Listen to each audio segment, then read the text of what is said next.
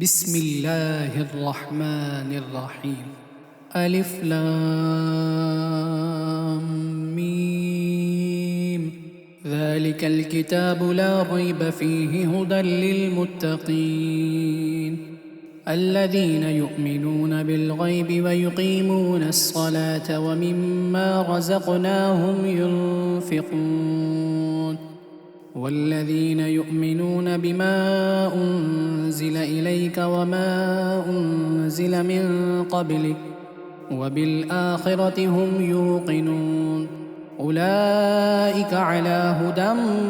من ربهم وأولئك هم المفلحون. إن الذين كفروا سواء عليهم أأنذرتهم أم لم تنذرهم لا يؤمنون ختم الله على قلوبهم وعلى سمعهم وعلى أبصارهم غشاوة ولهم عذاب عظيم. ومن الناس من يقول آمنا بالله وباليوم الآخر وما هم بمؤمنين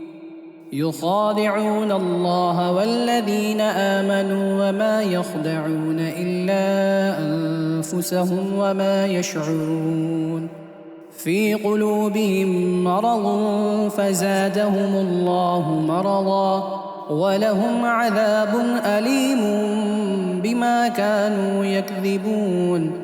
وإذا قيل لهم لا تفسدوا في الأرض قالوا إنما نحن مصلحون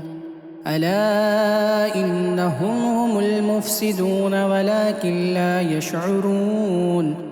وإذا قيل لهم آمنوا كما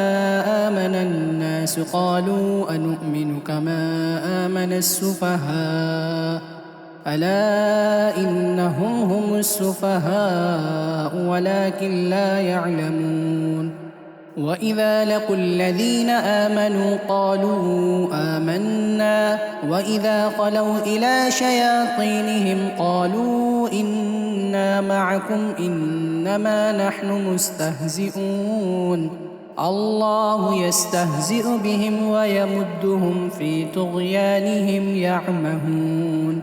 أولئك الذين اشتروا الضلالة بالهدى فما ربحت تجارتهم وما كانوا مهتدين. مثلهم كمثل الذي استوقد نارا فلما أضاءت ما حوله ذهب الله بنورهم وتركهم في ظلمات لا يبصرون صم بكم عمي فهم لا يرجعون. أو كصيب من السماء فيه ظلمات ورعد وبرق يجعلون أصابعهم في آذانهم من الصواعق حذر الموت والله محيط بالكافرين. يكاد البرق يخطف أبصارهم كلما أضاء لهم مشوا فيه وإذا أظلم عليهم قاموا ولو شاء الله لذهب بسمعهم وأبصارهم إن الله على كل شيء قدير. يا أيها الناس اعبدوا ربكم الذي خلقكم والذين من قبلكم لعلكم تتقون الذي جعل لكم الأرض فراشا والسماء بناء وأنزل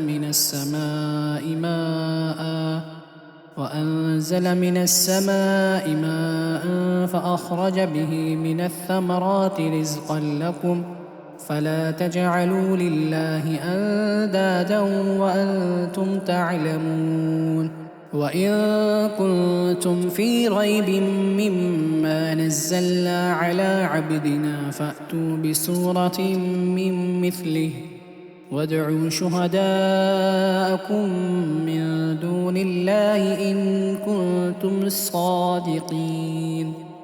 فإن لم تفعلوا ولن تفعلوا فاتقوا النار التي وقودها الناس والحجارة أعدت للكافرين وبشر الذين آمنوا وعملوا الصالحات أن لهم جنات تجري من تحتها الأنهار كلما رزقوا منها من ثمرة رزقا قالوا هذا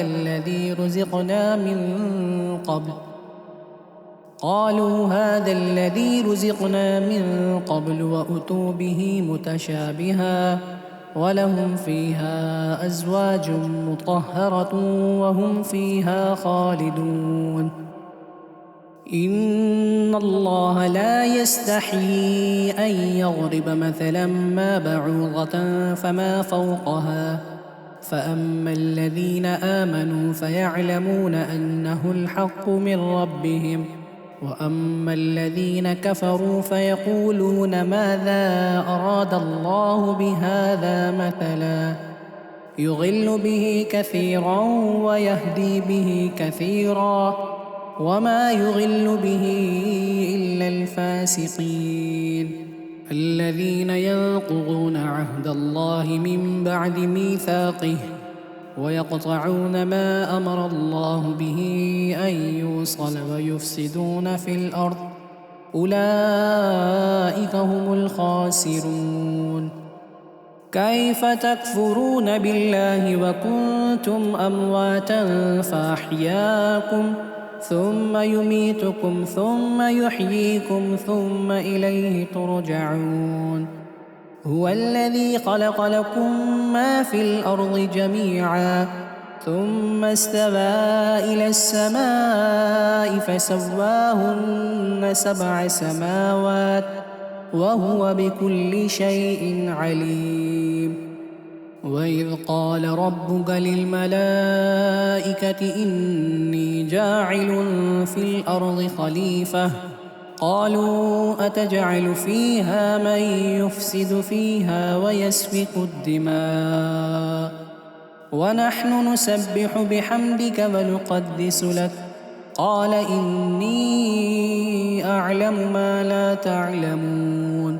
وعلم آدم الأسماء كلها ثم عرضهم على الملائكة فقال أنبئوني بأسماء هؤلاء إن كنتم صادقين قالوا سبحانك لا علم لنا إلا ما علمتنا إنك أنت العليم الحكيم قال يا آدم أنبئهم بأسمائهم فلما أنبأهم بأسمائهم قال ألم أقل لكم إني أعلم غيب السماوات والأرض وأعلم ما تبدون وما كنتم تكتمون وإذ قلنا للملائكة اسجدوا لآدم فسجدوا إلا إبليس أبى واستكبر وكان من الكافرين وقلنا يا آدم اسكن أنت وزوجك الجنة وكلا منها رغدا حيث شئتما ولا تقربا هذه الشجرة فتكونا من الظالمين فأزلهما الشيطان عنها فأخرجهما مما كانا فيه وقلنا اهبطوا بعضكم لبعض عدو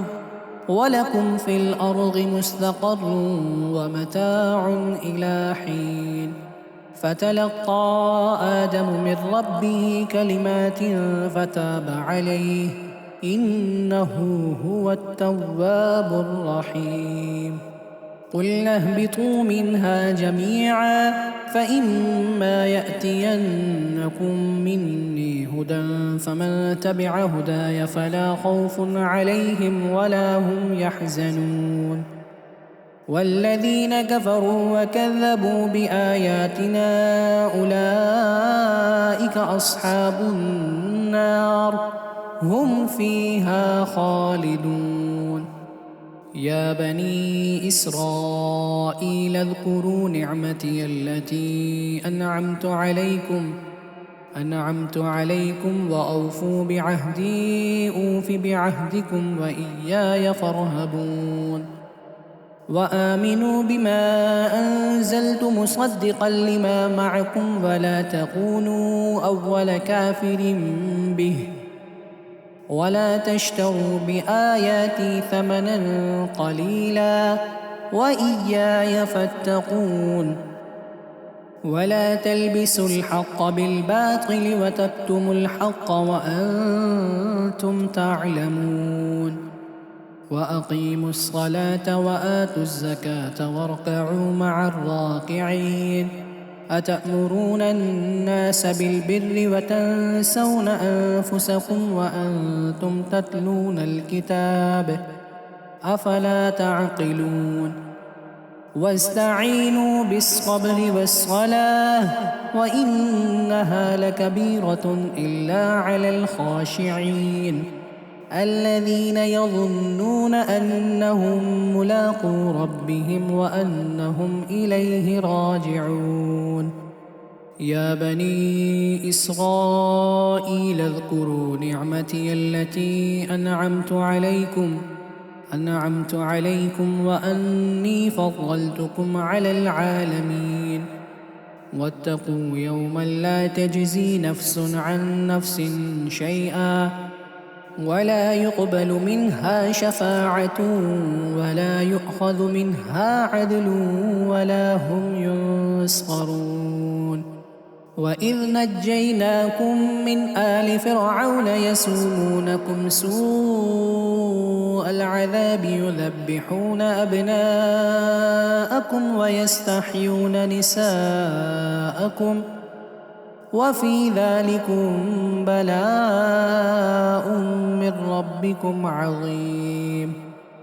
وإذ فرقنا بكم البحر فأنجيناكم وأغرقنا آل فرعون وأنتم تنظرون. وإذ واعدنا موسى 40 ليلة ثم اتخذتم العجل من بعده وأنتم ظالمون. ثم عفونا عنكم من بعد ذلك لعلكم تشكرون. وإذ آتينا موسى الكتاب والفرقان لعلكم تهتدون. وإذ قال موسى لقومه يا قوم إنكم ظلمتم أنفسكم باتخاذكم العجل فتوبوا إلى بارئكم فاقتلوا أنفسكم ذلكم خير لكم عند بارئكم فتاب عليكم إنه هو التواب الرحيم. وإذ قلتم يا موسى لن نؤمن لك حتى نرى الله جهرة فأخذتكم الصاعقة وأنتم تنظرون. ثم بعثناكم من بعد موتكم لعلكم تشكرون. وظللنا عليكم الغمام وأنزلنا عليكم المن والسلوى كلوا من طيبات ما رزقناكم وما ظلمونا ولكن كانوا أنفسهم يظلمون. وإذ قلنا ادخلوا هذه القرية فكلوا منها حيث شئتم رغدا وادخلوا الباب سجدا وقولوا حطة نغفر لكم خطاياكم وسنزيد المحسنين. فبدل الذين ظلموا قولا غير الذي قيل لهم فأنزلنا على الذين ظلموا رجزا من السماء بما كانوا يفسقون. وإذ استسقى موسى لقومه فقلنا اضرب بعصاك الحجر فانفجرت منه 12 عينا قد علم كل أناس مشربهم كلوا واشربوا من رزق الله ولا تعثوا في الأرض مفسدين وإذ قلتم يا موسى لن نصبر على طعام واحد فادع لنا ربك يخرج لنا مما تنبت الأرض من بقلها وقثائها وفومها وعدسها وبصلها قال أتستبدلون الذي هو أدنى بالذي هو خير اهبطوا مصرا فإن لكم ما سألتم وضربت عليهم الذلة والمسكنة وباءوا بغضب من الله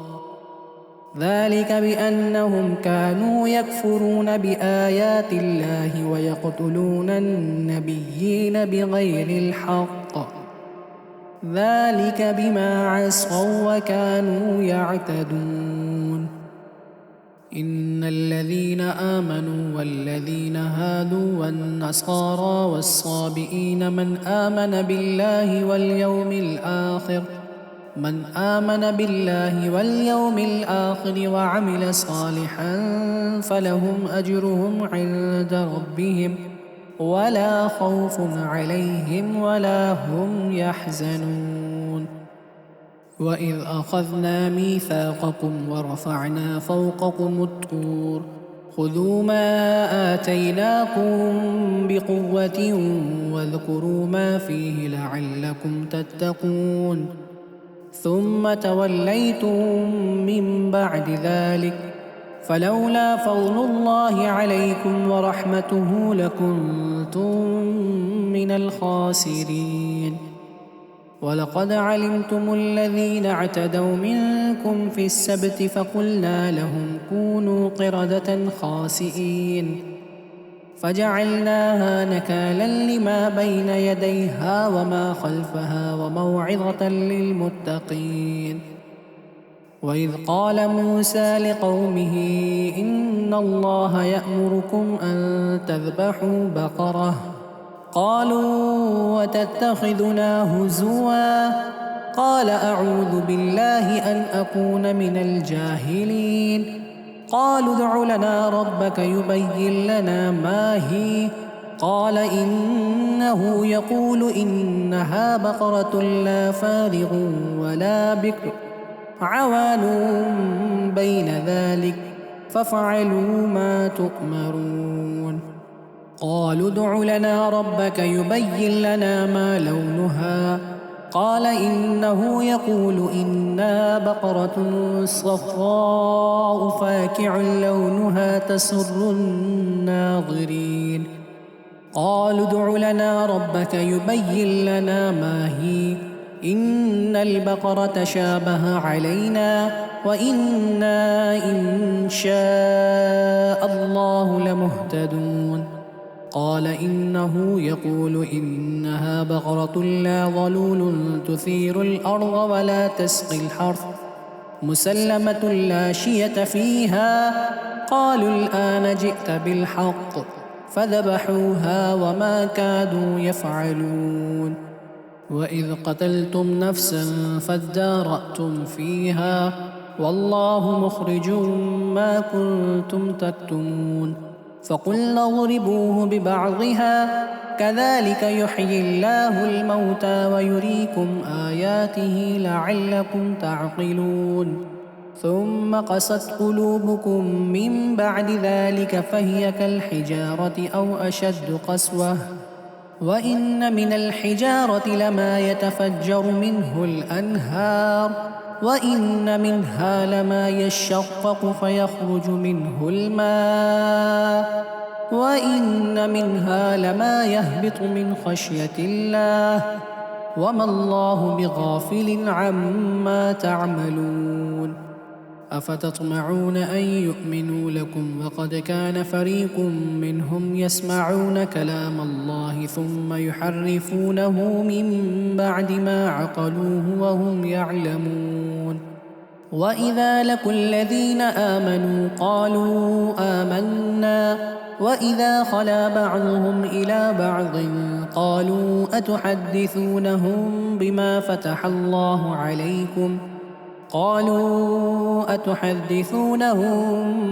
فتح الله عليكم ليحاجوكم به عند ربكم أفلا تعقلون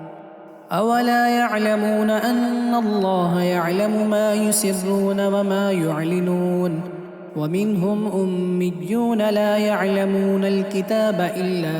أماني وإن هم إلا يظنون فويل للذين يكتبون الكتاب بأيديهم ثم يقولون هذا من عند الله ليشتروا به ثمنا قليلا فويل لهم مما كتبت أيديهم وويل لهم مما يكسبون وقالوا لن تمسنا النار إلا أياما معدودة قل أتخذتم عند الله عهدا فلن يخلف الله عهده أم تقولون على الله ما لا تعلمون بلى من كسب سيئة وأحاطت به خطيئته فأولئك أصحاب النار هم فيها خالدون والذين آمنوا وعملوا الصالحات أولئك أصحاب الجنة هم فيها خالدون وإذ أخذنا ميثاق بني إسرائيل لا تعبدون إلا الله وبالوالدين إحسانا وذي القربى واليتامى والمساكين وقولوا للناس حسنا وأقيموا الصلاة وآتوا الزكاة ثم توليتم إلا قليلا منكم وأنتم معرضون وإذ أخذنا ميثاقكم لا تسفكون دماءكم ولا تخرجون أنفسكم من دياركم ثم أقررتم وأنتم تشهدون ثم أنتم هؤلاء تقتلون أنفسكم وتخرجون فريقا منكم من ديارهم تظاهرون عليهم بالإثم والعدوان وإن يأتوكم أسارى تفادوهم وهو محرم عليكم إخراجهم أفتؤمنون ببعض الكتاب وتكفرون ببعض فما جزاء من يفعل ذلك منكم إلا خزي في الحياة الدنيا ويوم القيامة يردون إلى أشد العذاب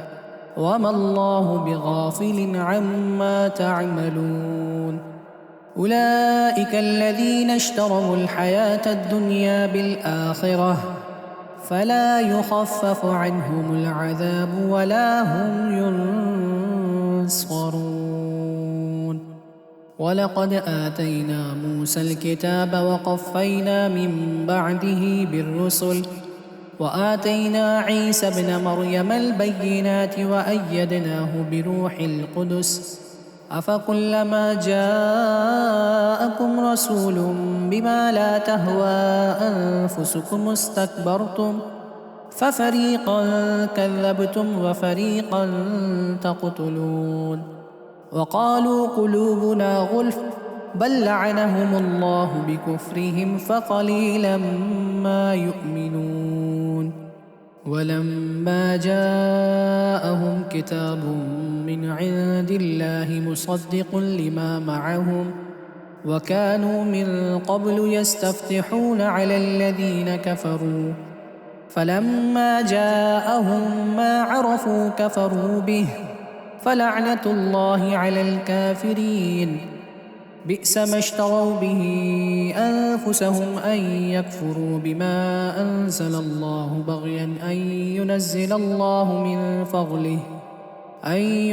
الله من فضله على من يشاء من عباده فباءوا بغضب على غضب وللكافرين عذاب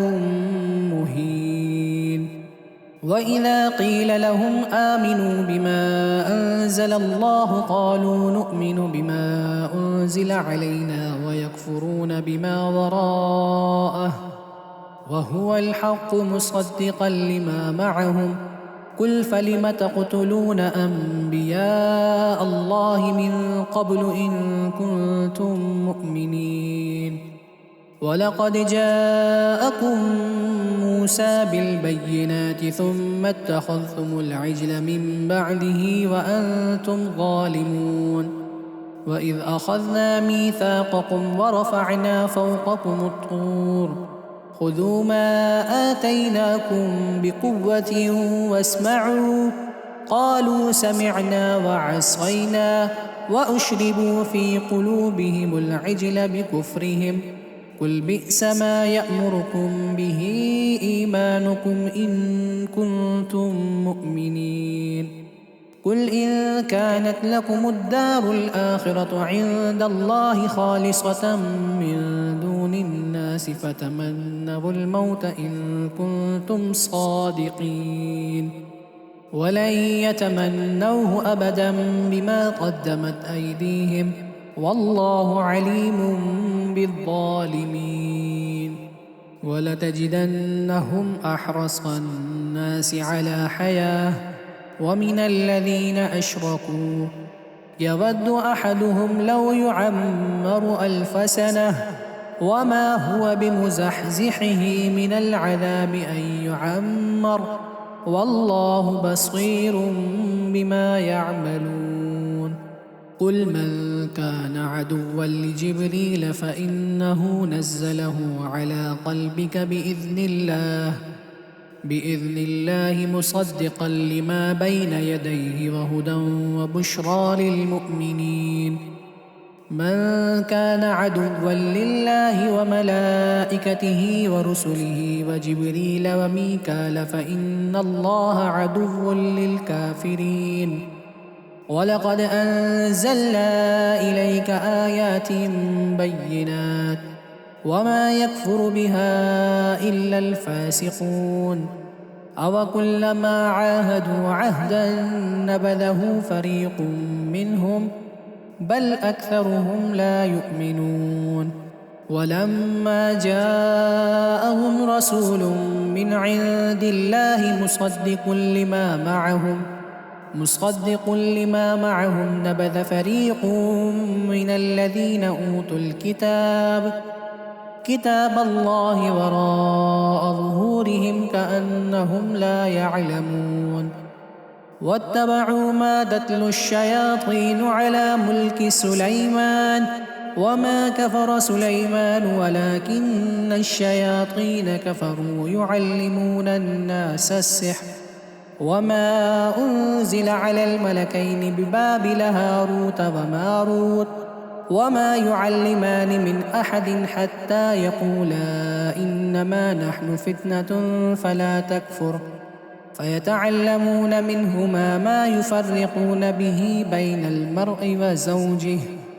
وما هم بضارين به من أحد إلا بإذن الله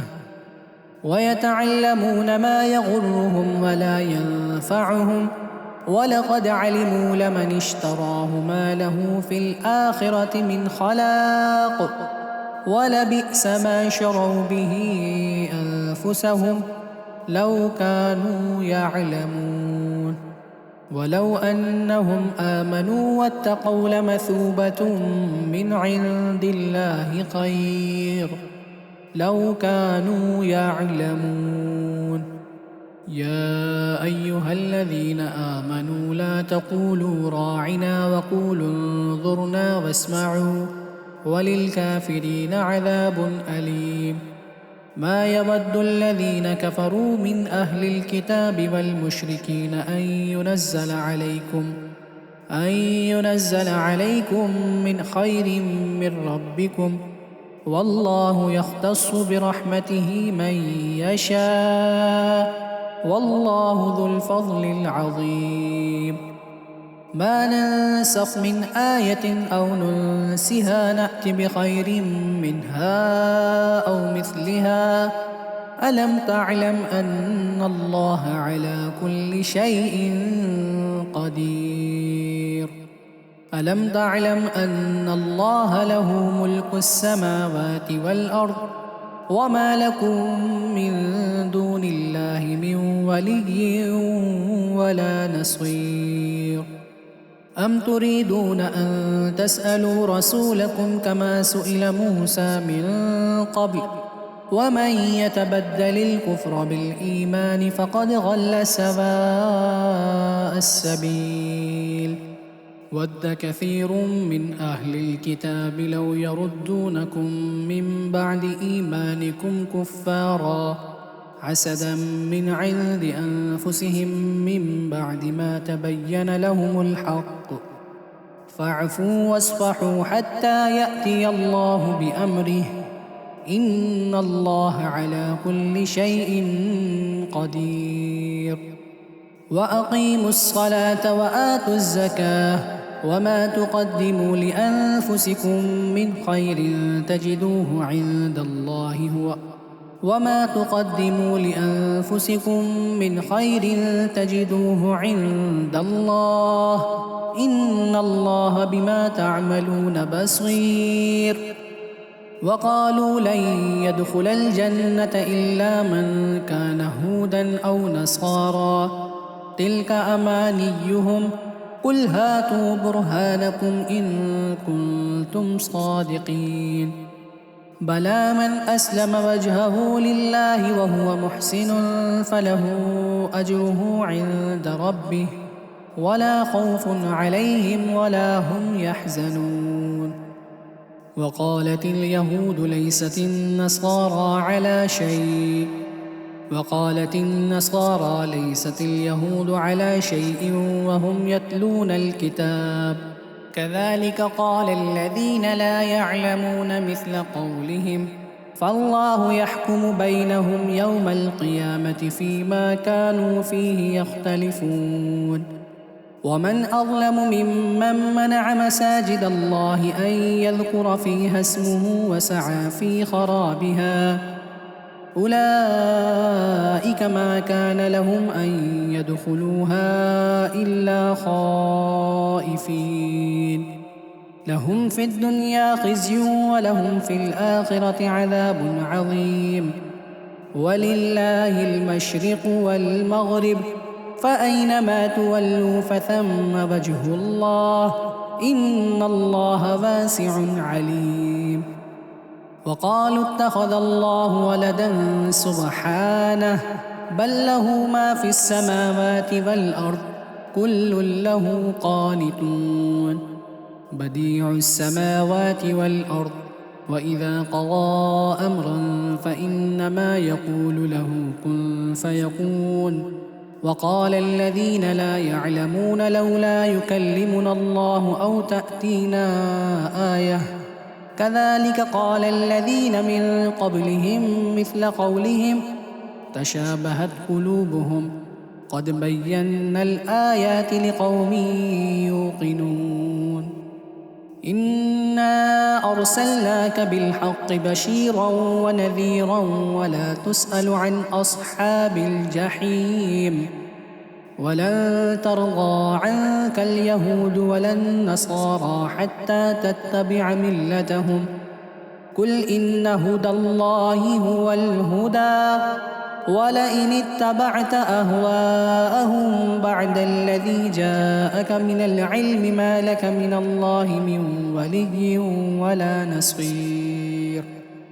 الذين آتيناهم الكتاب يتلونه حق تلاوته أولئك يؤمنون به ومن يكفر به فأولئك هم الخاسرون. يا بني إسرائيل اذكروا نعمتي التي أنعمت عليكم وأني فضلتكم على العالمين. واتقوا يوما لا تجزي نفس عن نفس شيئا ولا يقبل منها عدل ولا تنفعها شفاعة ولا هم ينصرون.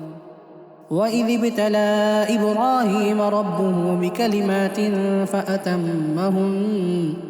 قال إني جاعلك للناس إماما قال ومن ذريتي قال لا ينال عهد الظالمين. وإذ جعلنا البيت مثابة للناس وأمنا واتخذوا من مقام إبراهيم مصلى وعهدنا إلى إبراهيم وإسماعيل أن طهرا بيتي للطائفين والعاكفين والركع السجود. وإذ قال إبراهيم رب اجعل هذا بلدا آمنا وارزق أهله من الثمرات من آمن منهم بالله واليوم الآخر قال ومن كفر فأمتعه قليلا ثم أضطره إلى عذاب النار وبئس المصير. وإذ يرفع إبراهيم القواعد من البيت وإسماعيل ربنا تقبل منا إنك أنت السميع العليم ربنا واجعلنا مسلمين لك ومن ذريتنا أمة مسلمة لك وأرنا مناسكنا وتب علينا إنك أنت التواب الرحيم. ربنا وابعث فيهم رسولا منهم يتلو عليهم آياتك ويعلمهم الكتاب والحكمة ويزكيهم إنك أنت العزيز الحكيم. ومن يرغب عن ملة إبراهيم إلا من سفه نفسه ولقد اصطفيناه في الدنيا وإنه في الآخرة لمن الصالحين.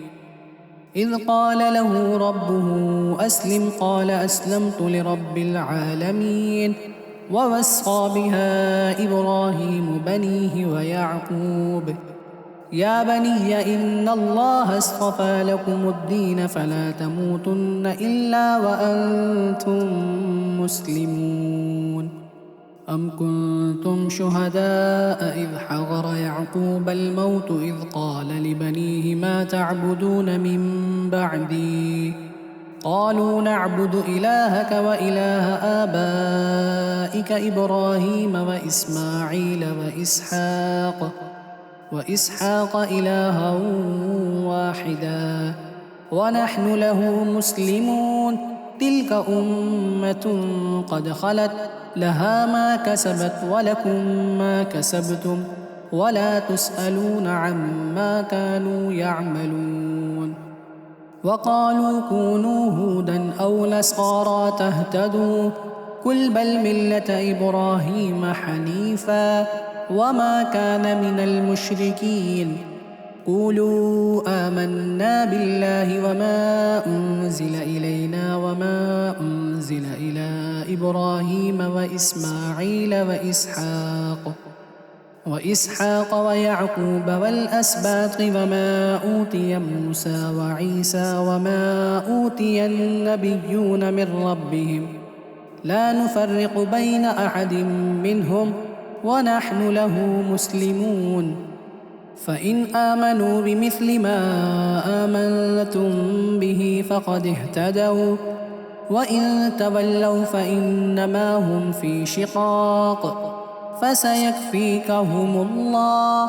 وهو السميع العليم. صبغة الله ومن أحسن من الله صبغة ونحن له عابدون. قل أتحاجوننا في الله وهو ربنا وربكم ولنا أعمالنا ولكم أعمالكم ونحن له مخلصون. أم تقولون إن إبراهيم وإسماعيل وإسحاق ويعقوب والأسباط كانوا هودا أو نصارى قل أأنتم أعلم أم الله ومن أظلم ممن كتم شهادة عنده من الله وما الله بغافل عما تعملون تلك أمة قد خلت لها ما كسبت ولكم ما كسبتم ولا تسألون عما كانوا يعملون سيقول السفهاء من الناس ما ولاهم عن قبلتهم التي كانوا عليها قل لله المشرق والمغرب يهدي من يشاء إلى صراط مستقيم وكذلك جعلناكم أمة وسطا لتكونوا شهداء على الناس ويكون الرسول عليكم شهيدا وما جعلنا القبلة التي كنت عليها إلا لنعلم من يتبع الرسول ممن ينقلب على عقبيه وإن كانت لكبيرة إلا على الذين هدى الله وما كان الله ليضيع إيمانكم إن الله بالناس لرؤوف رحيم قد نرى تقلب وجهك في السماء فلنولينك قبلة ترضاها فول وجهك شطر المسجد الحرام وحيث ما كنتم فولوا وجوهكم شطره وإن الذين أوتوا الكتاب ليعلمون أنه الحق من ربهم وما الله بغافل عما يعملون ولئن أتيت الذين أوتوا الكتاب بكل آية ما تبعوا قبلتك وما أنت بتابع قبلتهم وما بعضهم بتابع قبلة بعض ولئن اتبعت أهواءهم من بعد ما جاءك من العلم إنك إذا لمن الظالمين الذين آتيناهم الكتاب يعرفونه كما يعرفون أبناءهم وإن فريقا منهم ليكتمون الحق وهم يعلمون الحق من ربك فلا تكونن من الممترين ولكل وجهة هو موليها فاستبقوا الخيرات أينما تكونوا يأت بكم الله جميعا إن الله على كل شيء قدير ومن حيث خرجت فول وجهك شطر المسجد الحرام وإنه للحق من ربك وما الله بغافل عما تعملون ومن حيث خرجت فول وجهك شطر المسجد الحرام وحيث ما كنتم فولوا وجوهكم شطره لئلا يكون للناس عليكم حجة إلا الذين ظلموا منهم فلا تخشوهم واخشوني وليتم نعمتي عليكم ولعلكم تهتدون كما أرسلنا فيكم رسولا منكم يتلو عليكم آياتنا ويزكيكم ويعلمكم الكتاب والحكمة ويعلمكم ما لم تكونوا تعلمون فاذكروني أذكركم واشكروا لي ولا تكفرون يا أيها الذين آمنوا استعينوا بالصبر والصلاة إن الله مع الصابرين ولا تقولوا لمن يقتل في سبيل الله أموات بل أحياء ولكن لا تشعرون ولنبلونكم بشيء من الخوف والجوع ونقص من الأموال والأنفس والثمرات وبشر الصابرين الذين إذا أصابتهم مصيبة قالوا إنا لله وإنا إليه راجعون أولئك عليهم صلوات من ربهم ورحمة وأولئك هم المهتدون إن الصفا والمروة من شعائر الله فمن حج البيت أو اعتمر فلا جناح عليه أن يطوف بهما ومن تطوع خيرا فإن الله شاكر عليم إن الذين يكتمون ما أنزلنا من البينات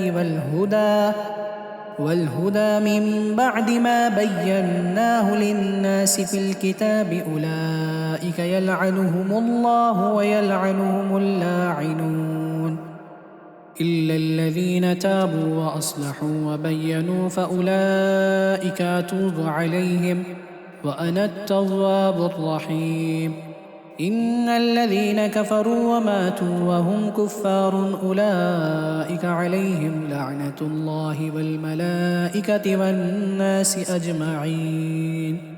خالدين فيها لا يخفف عنهم العذاب ولا هم ينظرون وإلهكم إله واحد لا إله إلا هو الرحمن الرحيم إن في خلق السماوات والأرض واختلاف الليل والنهار والفلك التي تجري في البحر بما ينفع الناس وما أنزل الله من السماء من ماء فأحيا به الأرض بعد موتها وبث فيها من كل دابة وتصريف الرياح والسحاب المسخر بين السماء والأرض لآيات لقوم يعقلون ومن الناس من يتخذ من دون الله أندادا يحبونهم كحب الله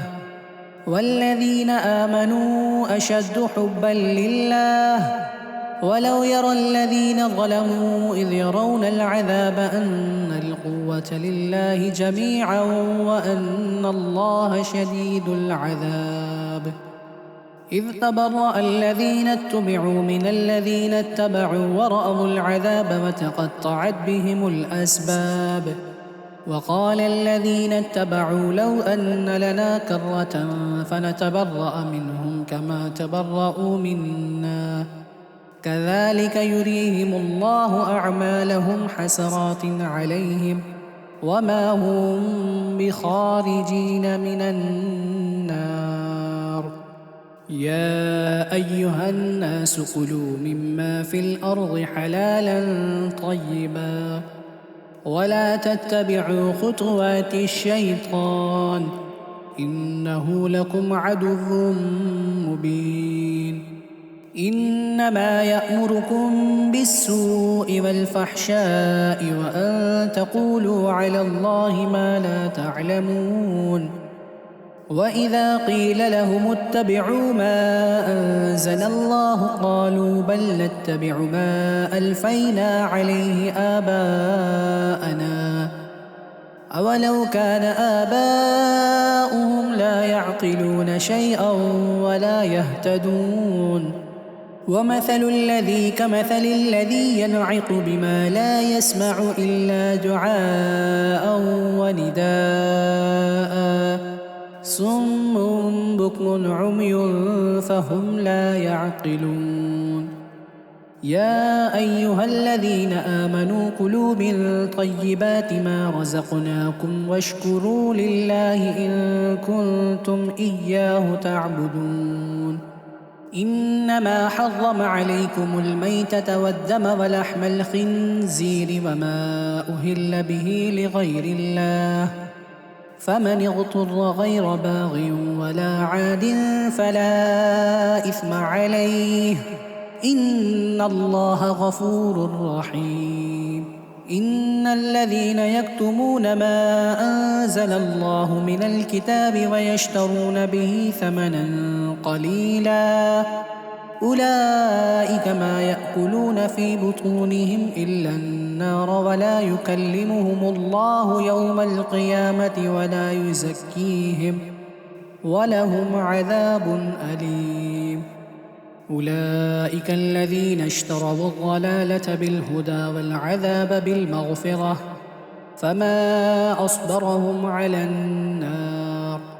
ذلك بأن الله نزل الكتاب بالحق وإن الذين اختلفوا في الكتاب لفي شقاق بعيد. ليس البر أن تولوا وجوهكم قبل المشرق والمغرب ولكن البر من آمن بالله واليوم الآخر والملائكة والكتاب والنبيين، وآتى المال على حبه ذوي القربى واليتامى والمساكين وابن السبيل والسائلين وفي الرقاب، وأقام الصلاة وآتى الزكاة، والموفون بعهدهم إذا عاهدوا، والصابرين في البأساء والضراء وحين البأس، أولئك الذين صدقوا وأولئك هم المتقون. يا أيها الذين آمنوا كتب عليكم القصاص في القتلى، الحر بالحر والعبد بالعبد والأنثى بالأنثى، فمن عفي له من أخيه شيء فاتباع بالمعروف وأداء إليه بإحسان، ذلك تخفيف من ربكم ورحمة، فمن اعتدى بعد ذلك فله عذاب أليم. ولكم في القصاص حياة يا أولي الألباب لعلكم تتقون. كتب عليكم إذا حضر أحدكم الموت إن ترك خيرا الوصية للوالدين والأقربين بالمعروف حقا على المتقين، فمن بدله بعدما سمعه فإنما إثمه على الذين يبدلونه، إن الله سميع عليم. فمن خاف من موص جنفا أو إثما فأصلح بينهم فلا إثم عليه، إن الله غفور رحيم. يا أيها الذين آمنوا كتب عليكم الصيام كما كتب على الذين من قبلكم لعلكم تتقون، أياما معدودات، فمن كان منكم مريضا أو على سفر فعدة من أيام أخر، وعلى الذين يطيقونه فدية طعام مسكين، فمن تطوع خيرا فهو خير له، وأن تصوموا خير لكم إن كنتم تعلمون. شهر رمضان الذي أنزل فيه القرآن هدى للناس وبينات من الهدى والفرقان، فمن شهد منكم الشهر فليصمه، ومن كان مريضا أو على سفر فعدة من أيام أخر، يريد الله بكم اليسر ولا يريد بكم العسر، ولتكملوا العدة ولتكبروا الله على ما هداكم ولعلكم تشكرون. وإذا سألك عبادي عني فإني قريب أجيب دعوة الداعي إذا دعاني، فليستجيبوا لي وليؤمنوا بي لعلهم يرشدون. أحل لكم ليلة الصيام الرفث إلى نسائكم هن لباس لكم وأنتم لباس لهن علم الله أنكم كنتم تختانون أنفسكم فتاب عليكم وعفى عنكم فالآن باشروهن وابتغوا ما كتب الله لكم وكلوا واشربوا حتى يتبين لكم الخيط الأبيض من الخيط الأسود من الفجر ثم أتموا الصيام إلى الليل ولا تباشروهن وأنتم عاكفون في المساجد تلك حدود الله فلا تقربوها كذلك يبين الله آياته للناس لعلهم يتقون ولا تأكلوا أموالكم بينكم بالباطل وتدلوا بها إلى الحكام لتأكلوا فريقا من أموال الناس بالإثم وأنتم تعلمون يسألونك عن الأهلة قل هي مواقيت للناس والحج وليس البر بأن تأتوا البيوت من ظهورها ولكن البر من اتقى وأتوا البيوت من أبوابها واتقوا الله لعلكم تفلحون وقاتلوا في سبيل الله الذين يقاتلونكم ولا تعتدوا إن الله لا يحب المعتدين واقتلوهم حيث ثقفتموهم وأخرجوهم من حيث أخرجوكم والفتنة أشد من القتل ولا تقاتلوهم عند المسجد الحرام حتى يقاتلوكم فيه فإن قاتلوكم فاقتلوهم كذلك جزاء الكافرين فإن انتهوا فإن الله غفور رحيم وقاتلوهم حتى لا تكون فتنة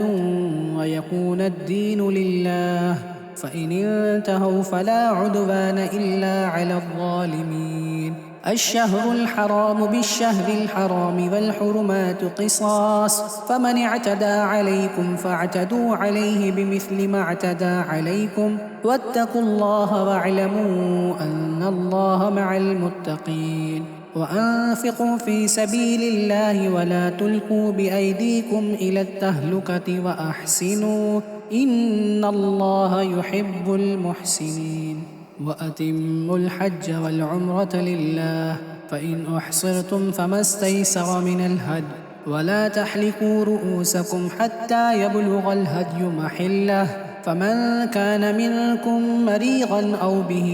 أذى من رأسه ففدية من صيام أو صدقة أو نسك فإذا أمنتم فمن تمتع بالعمرة إلى الحج فما استيسر من الهدي فمن لم يجد فصيام 3 أيام في الحج و7 إذا رجعتم تلك 10 كاملة ذلك لمن لم يكن أهله حاضر المسجد الحرام واتقوا الله واعلموا أن الله شديد العقاب الحج أشهر معلومات فمن فرغ فيهن الحج فلا رفث ولا فسوق ولا جدال في الحج وما تفعلوا من خير يعلمه الله وتزودوا فإن خير الزاد التقوى واتقون يا أولي الألباب ليس عليكم جناح أن تبتغوا فضلا من ربكم فإذا أفضتم من عرفات فاذكروا الله عند المشعر الحرام واذكروه كما هداكم وإن كنتم من قبله لمن الضالين ثم أفيضوا من حيث أفاض الناس واستغفروا الله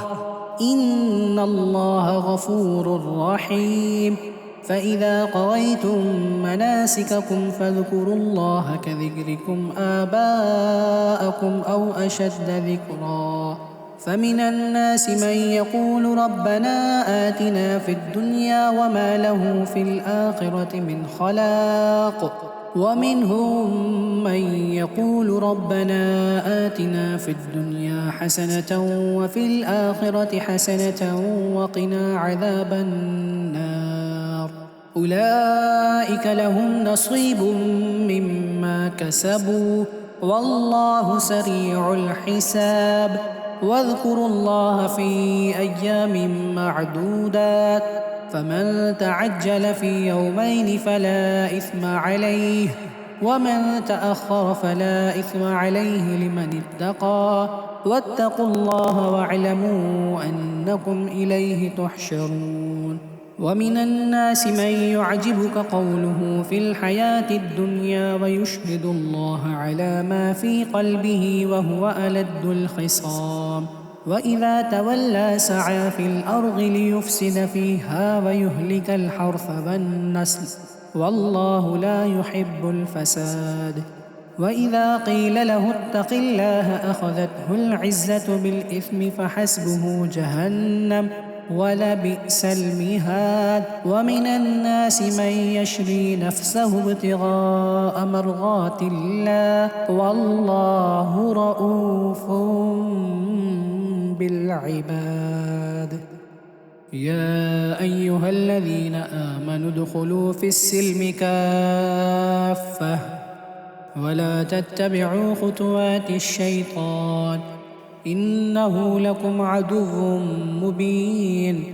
فإن زللتم من بعد ما جاءتكم البينات فاعلموا أن الله عزيز حكيم. هل ينظرون إلا أن يأتيهم الله في ظلل من الغمام والملائكة وقضي الأمر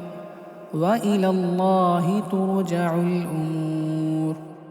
سل بني إسرائيل كم آتيناهم من آية بينة ومن يبدل نعمة الله من بعد ما جاءته فإن الله شديد العقاب. زين للذين كفروا الحياة الدنيا ويسخرون من الذين آمنوا والذين اتقوا فوقهم يوم القيامة والله يرزق من يشاء بغير حساب. كان الناس أمة واحدة فبعث الله النبيين مبشرين ومنذرين وأنزل معهم الكتاب بالحق ليحكم بين الناس فيما اختلفوا فيه وما اختلف فيه إلا الذين أوتوه من بعد ما جاءتهم البينات بغيا بينهم فهدى الله الذين آمنوا لما اختلفوا فيه من الحق بإذنه والله يهدي من يشاء إلى صراط مستقيم. أم حسبتم أن تدخلوا الجنة ولما يأتكم مثل الذين خلوا من قبلكم مستهم البأساء والضراء وزلزلوا حتى يقول الرسول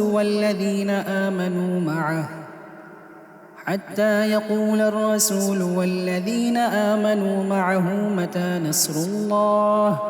ألا إن نصر الله قريب. يسألونك ماذا ينفقون قل ما أنفقتم من خير فللوالدين والأقربين واليتامى والمساكين وابن السبيل وما تفعلوا من خير فإن الله به عليم. كتب عليكم القتال وهو كره لكم وعسى أن تكرهوا شيئا وهو خير لكم وعسى أن تحبوا شيئا وهو شر لكم والله يعلم وأنتم لا تعلمون. يسألونك عن الشهر الحرام قتال فيه قل قتال فيه كبير وصد عن سبيل الله وكفر به والمسجد الحرام وإخراج أهله منه أكبر عند الله والفتنة أكبر من القتل ولا يزالون يقاتلونكم حتى يردوكم عن دينكم إن استطاعوا ومن يرتد منكم عن دينه فيمت وهو كافر فأولئك حبطت أعمالهم في الدنيا والآخرة وأولئك أصحاب النار هم فيها خالدون. إن الذين آمنوا والذين هاجروا وجاهدوا في سبيل الله أولئك يرجون رحمة الله والله غفور رحيم. يسألونك عن الخمر والميسر قل فيهما إثم كبير ومنافع للناس وإثمهما أكبر من نفعهما ويسألونك ماذا ينفقون قل العفو كذلك يبين الله لكم الآيات لعلكم تتفكرون في الدنيا والآخرة. ويسألونك عن اليتامى قل إصلاح لهم خير وإن تخالطوهم فإخوانكم والله يعلم المفسد من المصلح ولو شاء الله لأعنتكم إن الله عزيز حكيم. ولا تنكحوا المشركات حتى يؤمنوا ولأمة مؤمنة خير من مشركة ولو أعجبتكم ولا تنكحوا المشركين حتى يؤمنوا ولعبد مؤمن خير من مشرك ولو أعجبكم أولئك يدعون إلى النار والله يدعو إلى الجنة والمغفرة بإذنه ويبين آياته للناس لعلهم يتذكرون. ويسألونك عن المحيض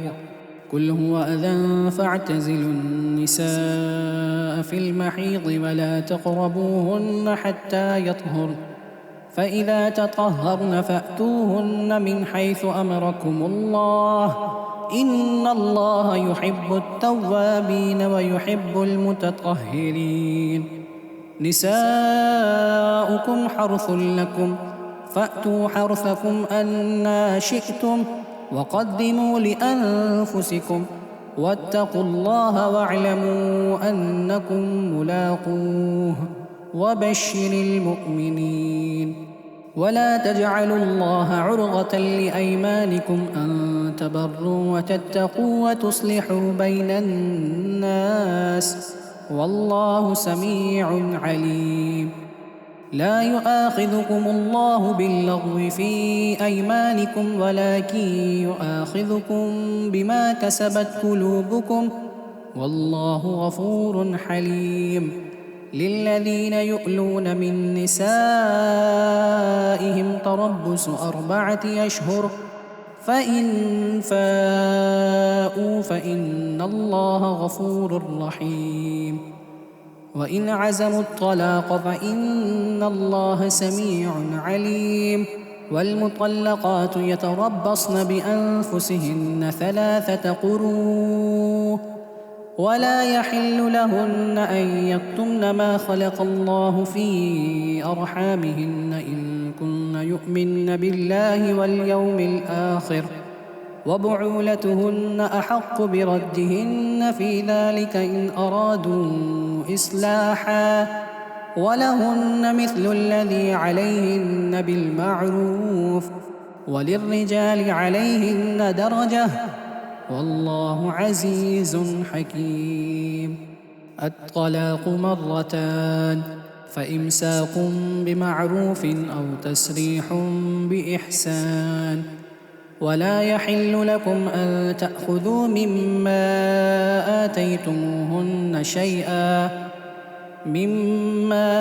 آتيتموهن شيئا إلا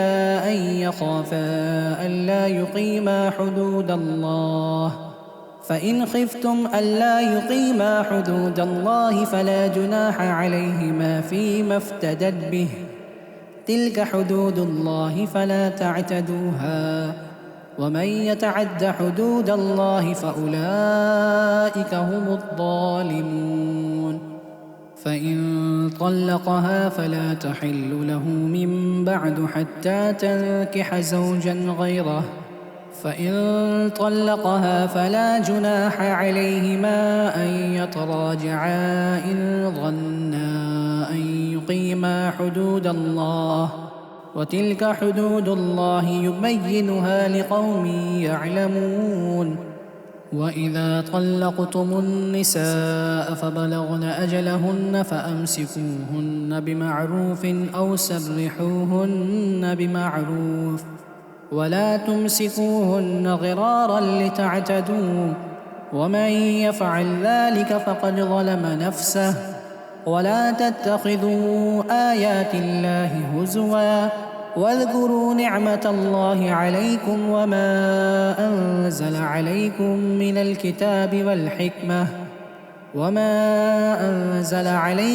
من الكتاب والحكمة يعظكم به، واتقوا الله واعلموا أن الله بكل شيء عليم. وإذا طلقتم النساء فبلغن أجلهن فلا تعضلوهن أن ينكحن أزواجهن إذا تراضوا بينهم بالمعروف، ذلك يوعظ به من كان منكم يؤمن بالله واليوم الآخر، ذلكم أزكى لكم وأطهر، والله يعلم وأنتم لا تعلمون. والوالدات يرضعن أولادهن حولين كاملين لمن أراد أن يتم الرضاعة، وعلى المولود له رزقهن وكسوتهن بالمعروف، لا تكلف نفس إلا وسعها، لا تضار والدة بولدها ولا مولود له بولده، وعلى الوارث مثل ذلك، فإن أرادا فصالا عن تراض منهما وتشاور فلا جناح عليهما. وإن أردتم أن تسترضعوا أولادكم فلا جناح عليكم إذا سلمتم ما آتيتم بالمعروف، واتقوا الله واعلموا أن الله بما تعملون بصير. والذين يتوفون منكم ويذرون أزواجا يتربصن بأنفسهن 4 أشهر وعشرا، فإذا بلغن أجلهن فلا جناح عليكم فيما فعلن في أنفسهن بالمعروف، والله بما تعملون خبير. ولا جناح عليكم فيما عرضتم به من خطبة النساء أو أكننتم في أنفسكم، علم الله أنكم ستذكرونهن ولا تواعدوهن سرا إلا أن تقولوا قولا معروفا، ولا تعزموا عقدة النكاح حتى يبلغ الكتاب أجله، واعلموا أن الله يعلم ما في أنفسكم فاحذروا، واعلموا أن الله غفور حليم. لا جناح عليكم إن طلقتم النساء ما لم تمسوهن أو تفرضوا لهن فريضة، ومتعوهن على الموسع قدره وعلى المقتر قدره متاعا بالمعروف، حقا على المحسنين. وإن طلقتموهن من قبل أن تمسوهن وقد فرضتم لهن فريضة فنصف ما فرضتم إلا أن يعفون أو يعفو الذي بيده عقدة النكاح، وأن تعفوا أقرب للتقوى، ولا تنسوا الفضل بينكم، إن الله بما تعملون بصير. حافظوا على الصلوات والصلاة الوسطى وقوموا لله قانتين، فإن خفتم فرجالا أو ركبانا، فإذا أمنتم فاذكروا الله كما علمكم ما لم تكونوا تعلمون، والذين يتوفون منكم ويذرون أزواجا وصية لأزواجهم متاعا إلى الحول غير إخراج، فإن خرجن فلا جناح عليكم فيما فعلن في أنفسهن من معروف،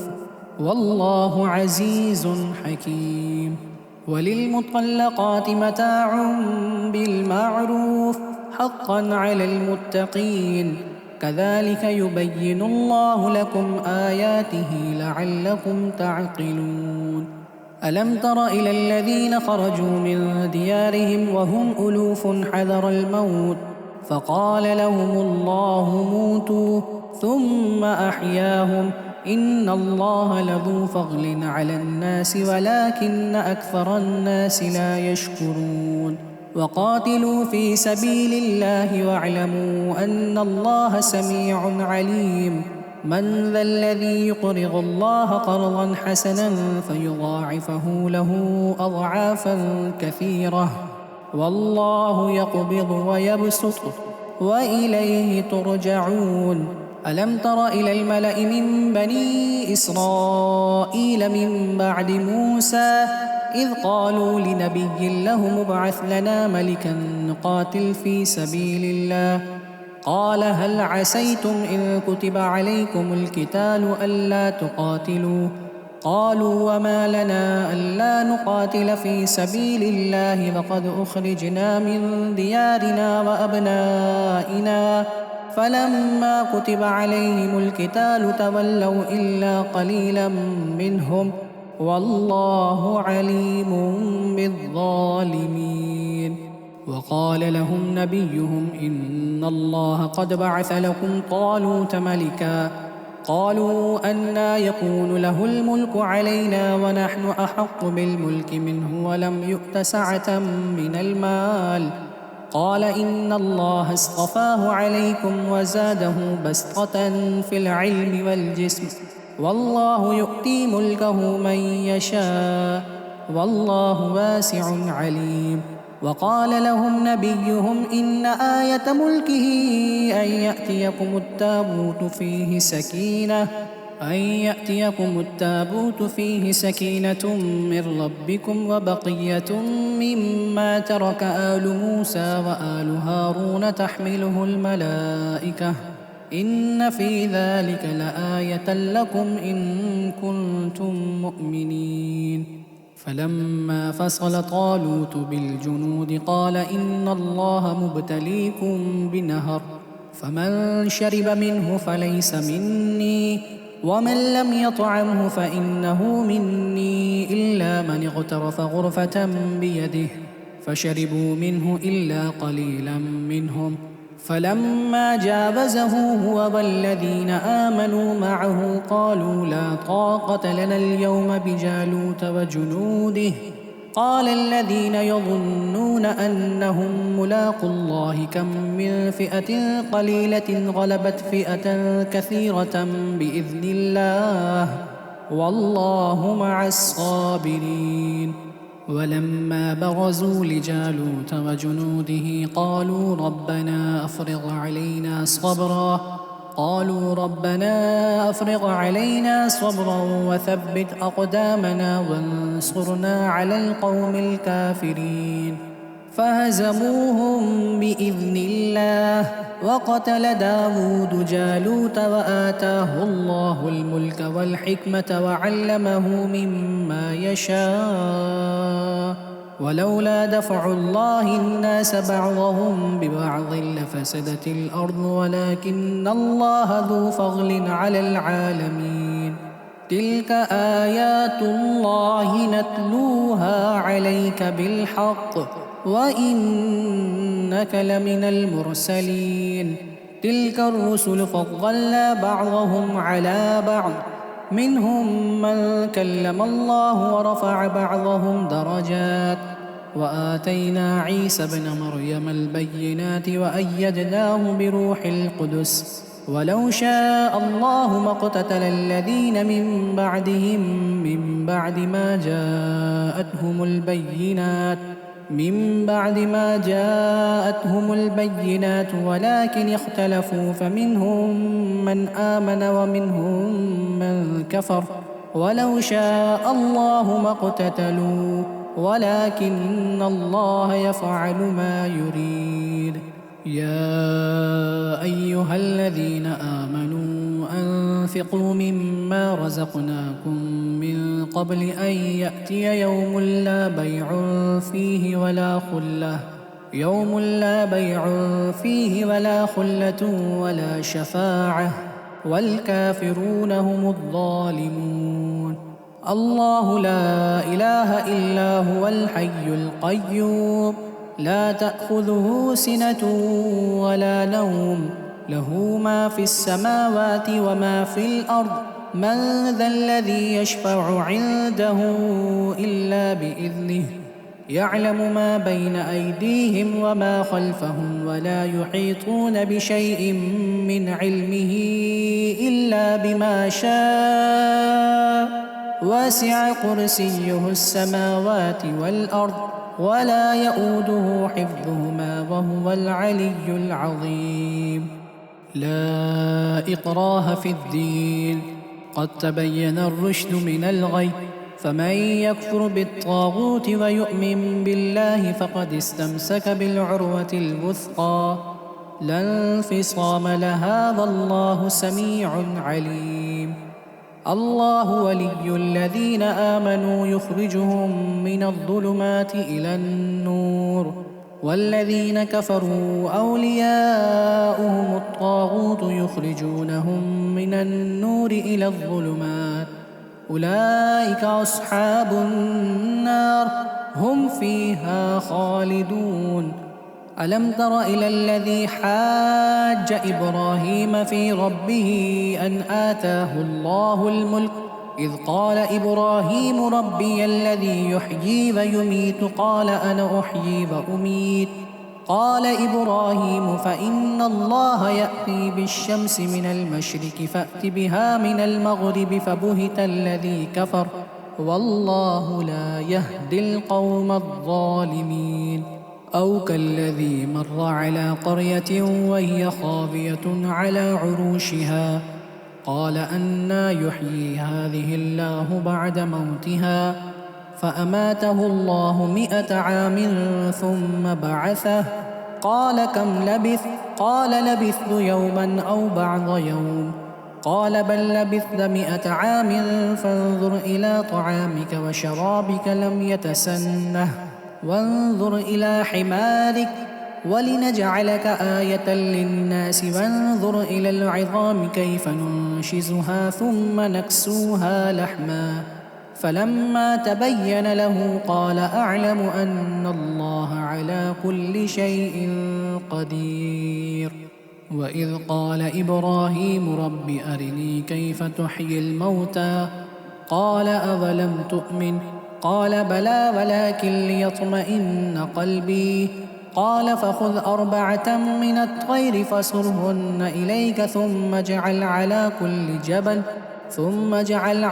كل جبل منهن جزءا ثم ادعهن يأتينك سعيا واعلم أن الله عزيز حكيم. مثل الذين ينفقون أموالهم في سبيل الله كمثل حبة أنبتت 7 سنابل في كل سنبلة 100 حبة والله يضاعف لمن يشاء والله واسع عليم. الذين ينفقون أموالهم في سبيل الله ثم لا يتبعون ما أنفقوا منا ولا أذى لهم أجرهم عند ربهم ولا خوف عليهم ولا هم يحزنون. قول معروف ومغفرة خير من صدقة يتبعها أذى والله غني حليم. يا أيها الذين آمنوا لا تبطلوا صدقاتكم بالمن والأذى كالذي ينفق ماله رئاء الناس ولا يؤمن بالله واليوم الآخر فمثله كمثل صفوان عليه تراب فأصابه وابل فتركه صلدا لا يقدرون على شيء مما كسبوا والله لا يهدي القوم الكافرين ومثل الذين ينفقون أموالهم ابتغاء مرضات الله وتثبيتا من أنفسهم كمثل جنة بربوة أصابها وابل فآتت أكلها ضعفين فإن لم يصبها وابل فطل والله بما تعملون بصير أيود أحدكم أن تكون له جنة من نخيل وأعناب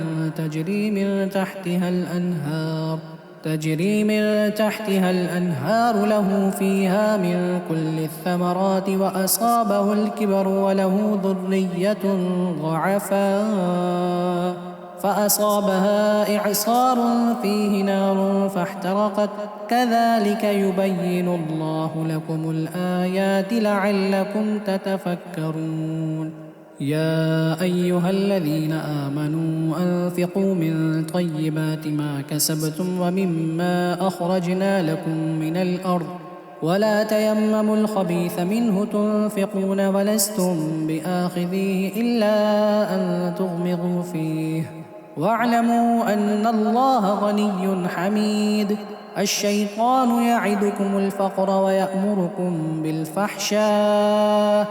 والله يعدكم مغفرة منه وفضلا والله واسع عليم يؤتي الحكمة من يشاء ومن يؤت الحكمة فقد أوتي خيرا كثيرا وما يذكر إلا أولو الألباب وما أنفقتم من نفقة أو نذرتم من نذر فإن الله يعلمه وما للظالمين من أنصار إن تبدوا الصدقات فنعما هي وإن تخفوها وتؤتوها الفقراء فهو خير لكم ويكفر عنكم من سيئاتكم والله بما تعملون خبير ليس عليك هداهم ولكن الله يهدي من يشاء وما تنفقوا من خير فلأنفسكم وما تنفقون إلا ابتغاء وجه الله وما تنفقوا من خير يوفى إليكم وأنتم لا تظلمون للفقراء الذين أحصروا في سبيل الله لا يستطيعون غربا في الأرض يحسبهم الجاهل أغنياء من التعفف تعرفهم بسيماهم لا يسألون الناس إلحافا وما تنفقوا من خير فإن الله به عليم الذين ينفقون أموالهم بالليل والنهار سرا وعلانية فلهم أجرهم عند ربهم ولا خوف عليهم ولا هم يحزنون الذين يأكلون الربا لا يقومون إلا كما يقوم الذي يتخبطه الشيطان من المس ذلك بأنهم قالوا إنما البيع مثل الربا وأحل الله البيع وحرم الربا فمن جاءه موعظة من ربه فانتهى فله ما سلف وأمره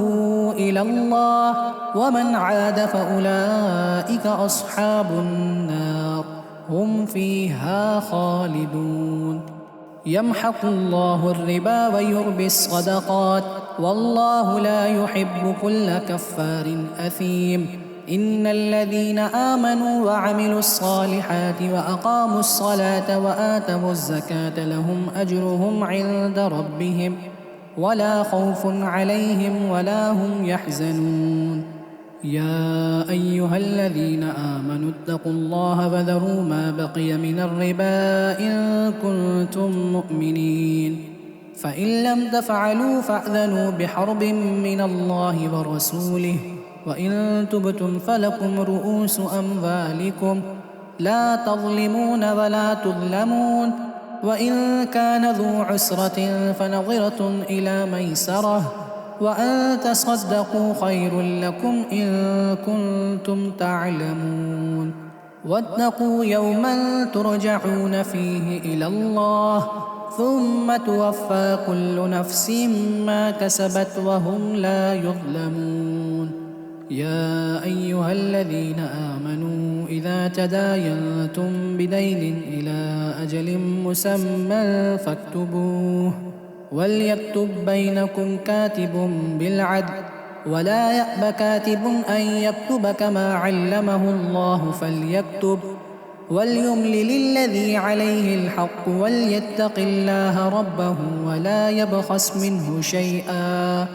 فإن كان الذي عليه الحق سفيها أو ضعيفا أو لا يستطيع أن يمل هو فليملل وليه بالعدل، واستشهدوا شهيدين من رجالكم، فإن لم يكونا رجلين فرجل وامرأتان ممن ترضون من الشهداء أن تغل إحداهما فتذكر إحداهما الأخرى، ولا يأبى الشهداء إذا ما دعوا، ولا تسأموا أن تكتبوه صغيرا أو كبيرا إلى أجله، ذلكم أقسط عند الله وأقوم للشهادة وأدنى ألا ترتابوا إلا